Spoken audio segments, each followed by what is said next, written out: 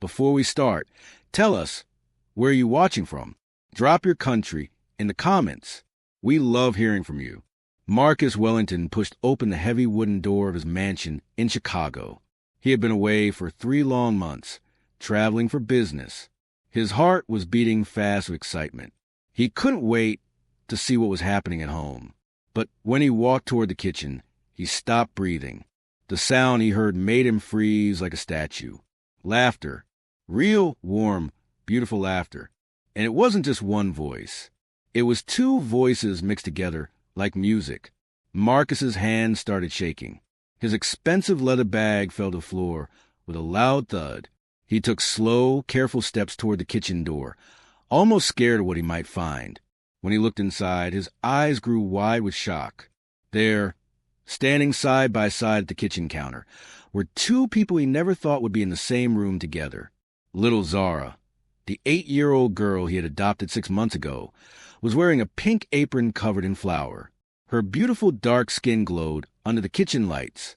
Her bright smile could light up the whole world. And next to her, rolling dough with his sleeves rolled up, was someone Marcus hadn't seen in 5 painful years. His son, Daniel, the young man who swore he would never come back to this house. The son who hated him so much that he changed his phone number. The boy whose heart Marcus had broken into 1,000,000 pieces. They were baking cookies together, laughing, talking like old friends, like family. Marcus felt hot tears fill his eyes. His legs felt weak. In that one perfect moment, he saw something he thought he had lost forever when his wife died 7 years ago. He saw love, real love, living and breathing in his cold, lonely mansion. But how did this happen? How did these 2 broken souls find each other? And why were they here together in his kitchen? To understand this miracle, we must go back to where the pain began and where hope was born again. 3 years earlier, the Wellington mansion stood tall and proud in the richest part of Chicago. It had 25 rooms, a swimming pool, and gardens that looked like they belonged in a magazine. Everything was perfect on the outside, but inside the house was dying. Marcus Wellington was one of the richest men in America. He owned hotels, restaurants, and buildings in 10 different countries. People called him the King of Chicago. Everywhere he went, people bowed and smiled and said nice things. But when Marcus came home each night, nobody was there to hug him. Nobody asked how his day was. Nobody cared if he was sad or happy or tired. The mansion was just a big, cold, empty box made of stone and gold. Marcus would sit in his huge living room, holding a glass of wine, staring at the fireplace. The only sound he heard was the clock on the wall.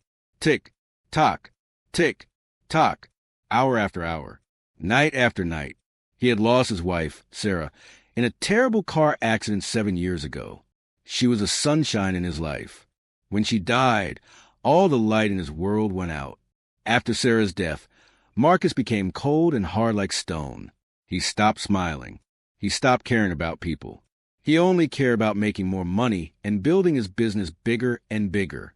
He told himself that love was for weak people. Love only brought pain. It was better to be alone and rich than to love and lose again. But he forgot one very important person. His son, Daniel. Daniel was only 15 when his mother died. He was just a boy who needed his father's arms around him. He needed someone to tell him everything would be okay. But Marcus never hugged him. Marcus never cried with him. Marcus never said, "I love you, son. We will get through this together."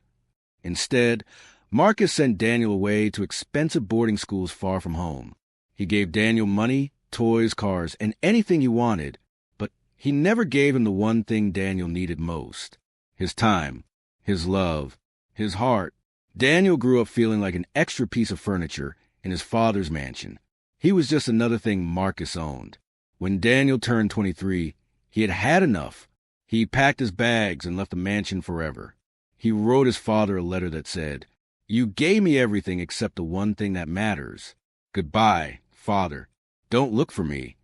Marcus read the letter, crumpled it up, and threw it in the trash. He told himself he didn't care. He told himself Daniel would come back when he needed money. But deep inside, Marcus felt a pain so deep it never went away. He had lost his wife.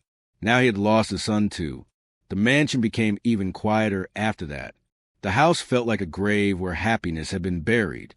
Marcus thought this was how his life would end. Alone, rich, but completely empty inside. Then one rainy night, everything changed. Marcus was watching the news while eating dinner alone. A reporter was talking about a terrible fire that had burned down the Riverside Children's Home. 23 children had lost everything. The camera showed the children sitting outside in the rain, wrapped in blankets. Some were crying. Others just stared at the ground. Then the camera focused on one little girl. She was small, maybe 7 or 8. Her big brown eyes were full of tears, but she wasn't crying. She was hugging a smaller child, trying to make him feel better. Something about that little girl made Marcus stop chewing. He leaned closer to the TV. She looked brave and scared at the same time. She looked like she had lost everything, but was still trying to be strong. She looked exactly how Marcus felt inside. For the first time in 7 years, Marcus felt his frozen heart crack open. Without thinking, he grabbed his coat and rushed into the storm. At the emergency shelter, he found her sitting on a cot, still hugging that smaller child. "Hello," Marcus said gently. The girl looked up. Her eyes were still wet with tears, but they were strong and clear. "Hello, sir," she said. "What's your name?" "Zara," she answered. "It means princess in my language." Marcus smiled. "That's a beautiful name." "Are you here to help us?" she asked. "Yes," Marcus said softly. "Yes, I am." That night, Marcus made a decision that shocked everyone. He adopted Zara. His lawyers thought he was crazy. His partners couldn't believe it. But Marcus didn't care. For the first time in years, he felt something that wasn't pain. He felt hope. He didn't know it yet, but this little girl would change everything. Because Zara wasn't just any little girl. She was a miracle wearing a pink dress and carrying hope in her small hands. And soon, she would do something impossible. She would bring Marcus's son back home. From the day Zara stepped into the Wellington mansion, everything changed. The once cold and empty house began to breathe again. She walked in with a small bag, an old teddy bear, and a smile so bright it chased the darkness from every corner. The staff, who had worked in silence for years, couldn't help but smile when they saw her. The maids laughed again. The chefs started humming while cooking. Even the security guards greeted each other with joy in their voices. It was as if Zara carried sunshine in her little heart and sprinkled it everywhere she went. Marcus, who hadn't smiled in years, found himself laughing at the little things she did. She painted the walls of her room pink and covered them with drawings of flowers, stars, and hearts. Every morning, she ran down the grand staircase barefoot to give Marcus a hug before breakfast. She called him Papa Marcus. At first, Marcus wasn't sure how to handle it. He wasn't used to affection anymore. The first time she hugged him, his body went stiff like a statue. But slowly, her tiny arms around his neck began to melt the ice inside him. He started eating breakfast at the table again instead of in his office. He took walks in the garden with Zara, sometimes holding her hand without realizing it. He found himself telling her stories about his childhood, stories he hadn't spoken about in decades. Zara loved listening to him, but she also asked questions, hard questions. "Papa Marcus," she said one night as they sat by the fireplace, "why don't you have pictures of your son and house?" Marcus froze. He had hidden every photo of Daniel after he left. He didn't want to be reminded of the pain. He stared at the fire, his voice low, because he doesn't want to be here anymore. Zara looked at him with her big brown eyes. Maybe he wants to, but he doesn't know how. Marcus didn't answer, but her words stayed with him. Weeks turned into months. Zara started school, made friends, and filled the mansion with laughter. She was smart, kind, and bold, just like Sarah, Marcus's late wife. Sometimes, Marcus would watch her play in the garden and think about how Sarah would have loved her. He could almost hear Sarah's voice saying, "She's special, Marcus.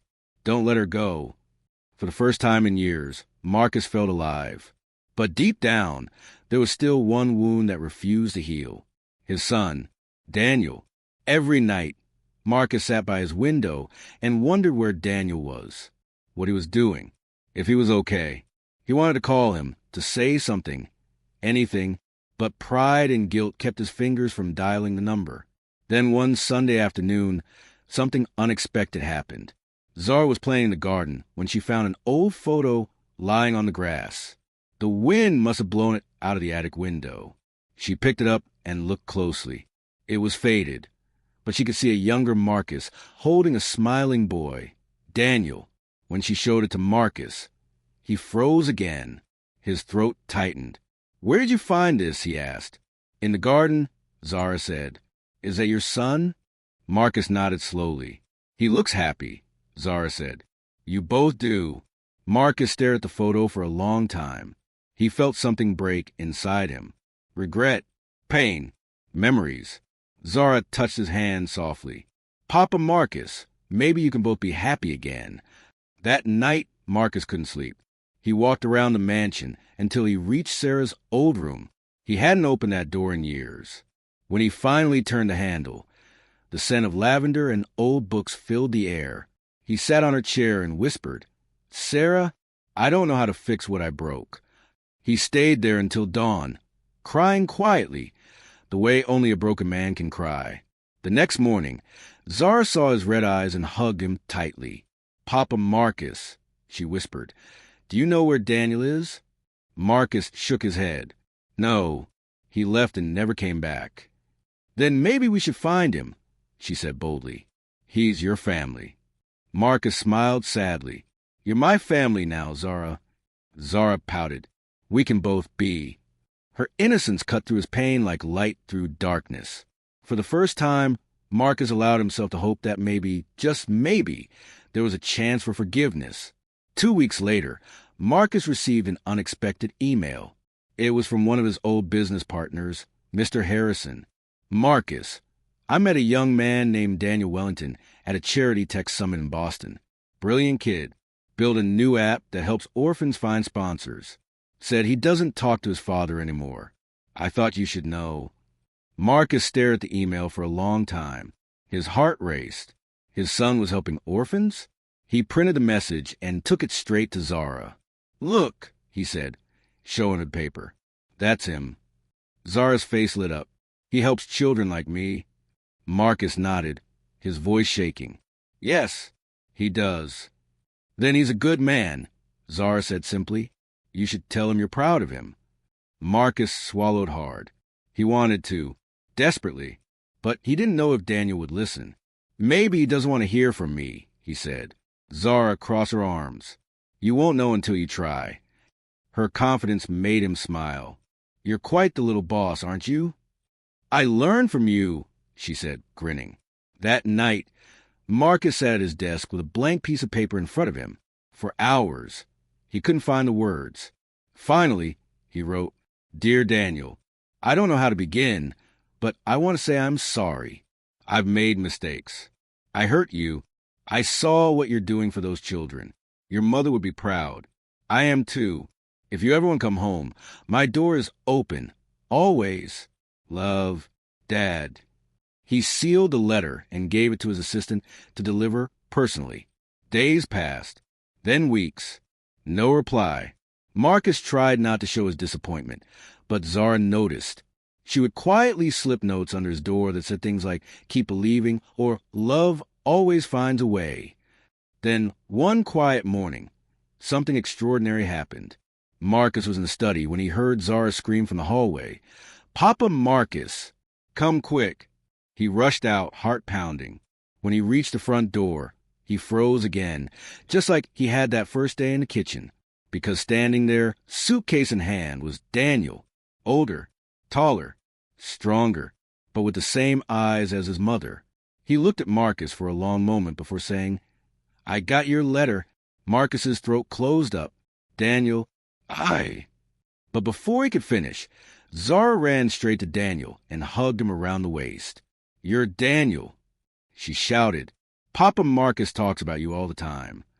Daniel blinked, shocked. "Papa Marcus?" He repeated. Marcus smiled weakly. "She means me." For the first time in years, Daniel smiled too. And that was how it began, the healing of a broken family. But the most beautiful part of their story was still to come, because the next time Marcus walked into his kitchen, he would see something that would change his heart forever. The Wellington mansion had not felt this alive in years. For the first time since Zara's death, there were two voices echoing through its marble halls, one deep and calm, the other small and full of laughter. Daniel had come home. At first, things were a little awkward. The air between father and son was thick with years of silence, pride, and unspoken pain. Marcus didn't know what to say. Every word felt heavy, like it carried the weight of all his regrets. Daniel, on the other hand, didn't know how to feel.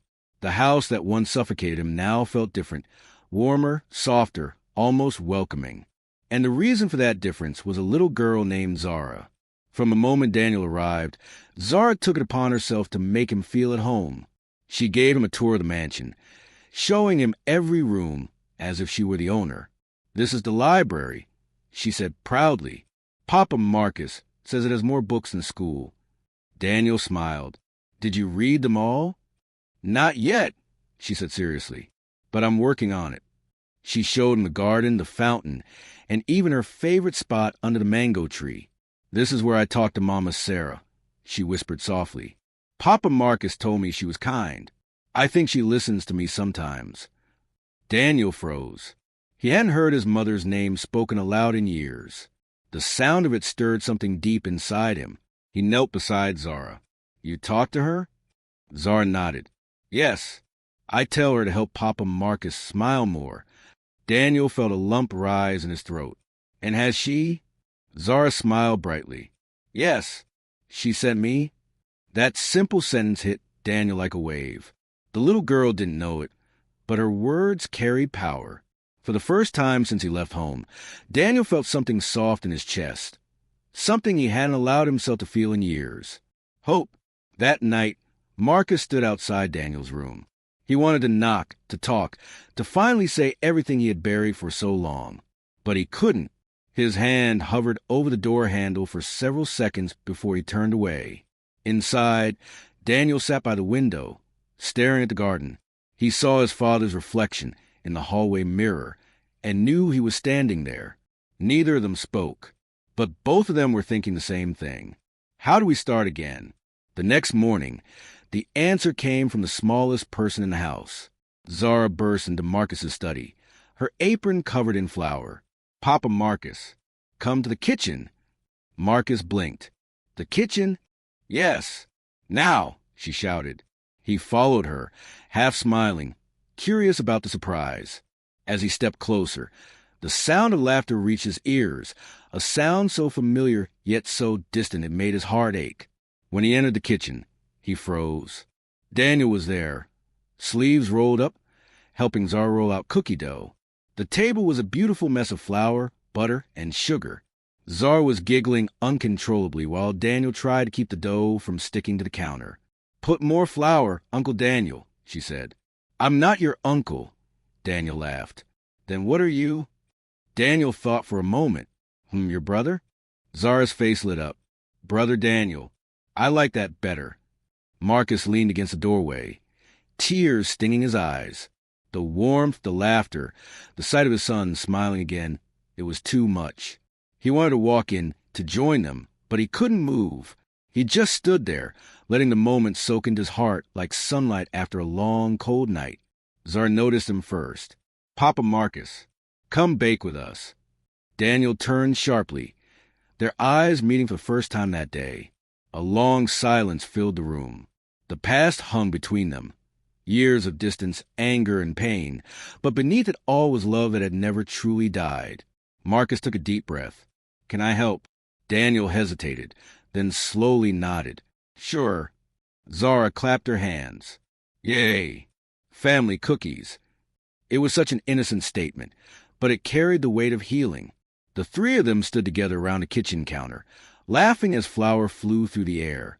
Marcus accidentally dropped an egg, and Zara shouted, "Papa Marcus, you're fired from the kitchen." Daniel laughed so hard, he almost cried. Marcus joined in, a real, deep, joyful laugh. It was the first time they had laughed together since Sarah's funeral. As the cookies baked in the oven, the three sat around the table. The smell of vanilla and butter filled the room. Zara kicked her feet under the chair. "Brother Daniel, why did you stay away for so long?" The room went silent.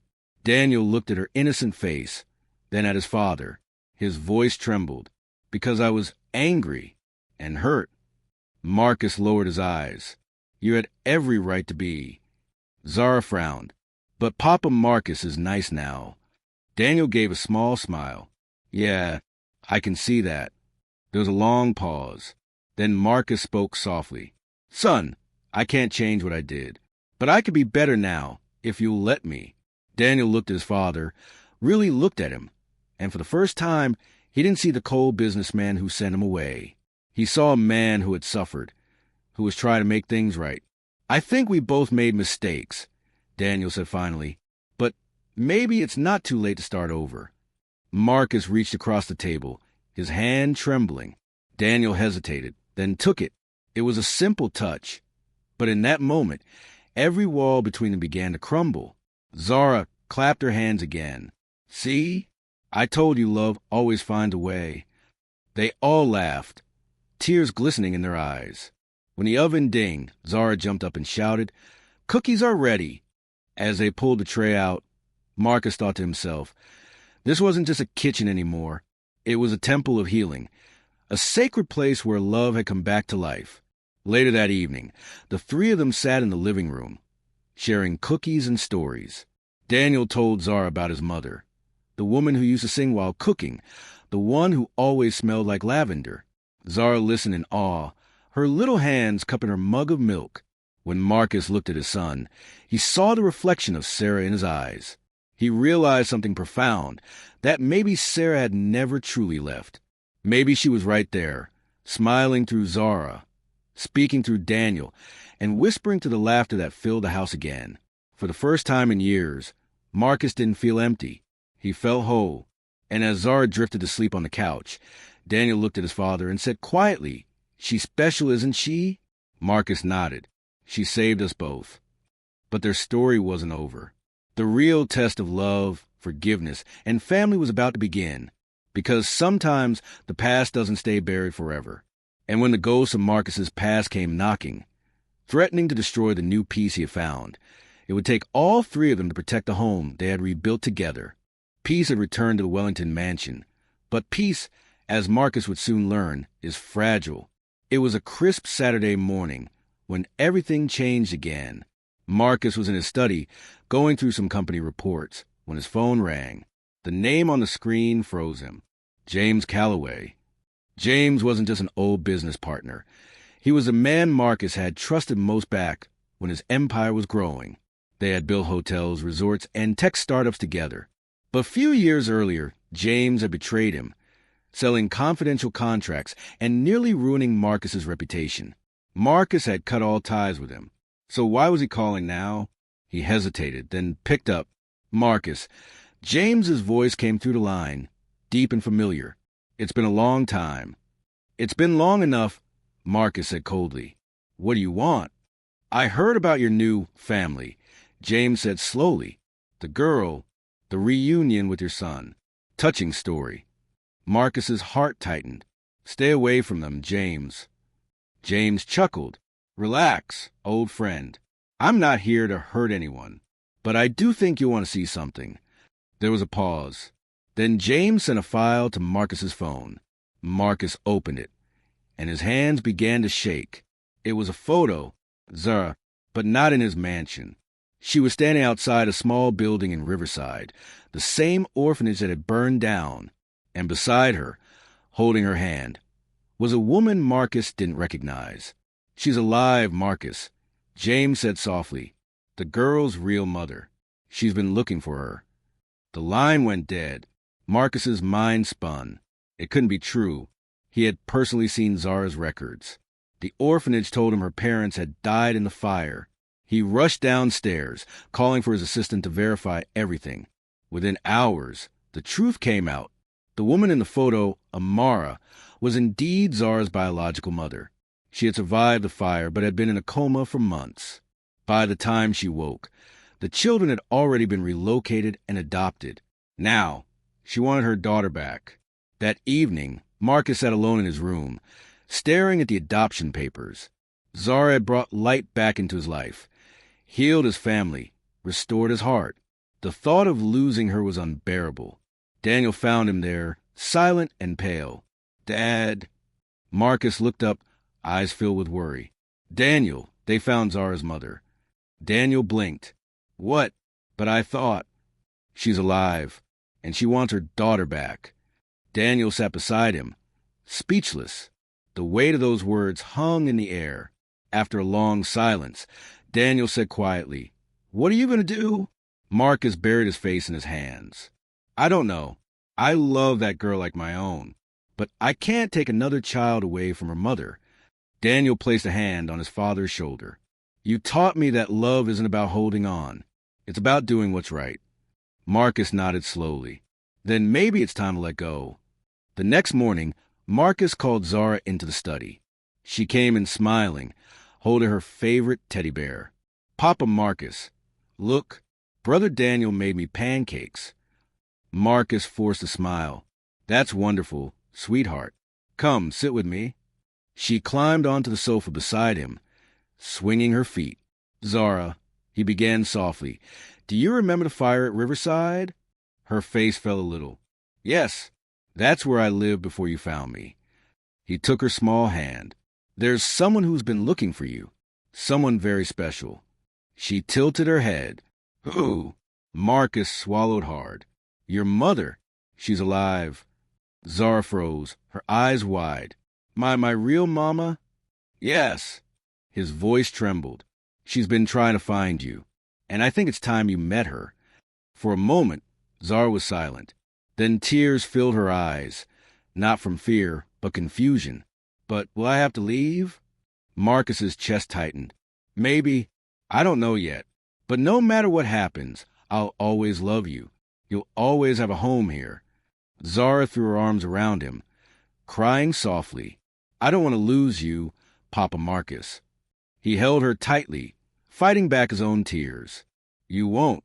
Love doesn't end, my princess. It just grows bigger." 2 days later, Amara arrived at the mansion.